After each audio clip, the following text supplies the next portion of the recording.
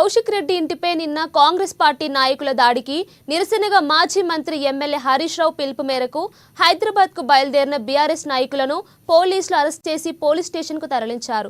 ఇక BRS senior నాయకులు నిట్టు వేణుగోపాలరావు, మాజీ కౌన్సిలర్ ముప్పారావు ఆనంద్, గరిగంటి లక్ష్మీనారాయణ, నజీర్, మాజీ సర్పంచ్ నిట్టు వెంకట్రావులను అరెస్ట్ చేశారు. ఇక ఎమ్మెల్యే కౌశిక్ రెడ్డి ఇంటిపై కాంగ్రెస్ ఎమ్మెల్యే గాంధీ, ఆయన అనుచరులు దాడి చేయడం అప్రజాస్వామికమని, ఒక వీధి రౌడీలాగా ప్రవర్తించిన గాంధీని, ఆయన అనుచరులను వెంటనే అరెస్ట్ చేయాలని డిమాండ్ చేశారు. ఇక Congress party MLA Gandhi BRS నాయకులకు క్షమాపణ చెప్పాలని డిమాండ్ చేశారు.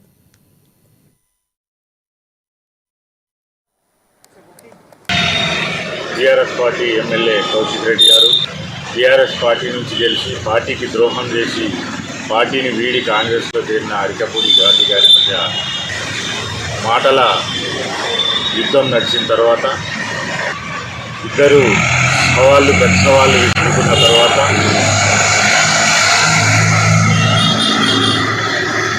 ఈ రాష్ట్ర ప్రభుత్వం దుర్మార్గమైన చర్య చేపట్టి కౌశిక్ రెడ్డి గారిని హౌస్ అరెస్ట్ చేసి అరికపూడి గాంధీ గారు పోలీస్ ఎస్కార్ట్తో వారి ఇంటి మీద దాడి చేయడం చాలా హేయమైన చర్య. ఈ చర్యను మేము తీవ్రంగా ఖండిస్తున్నాం. వాళ్ళ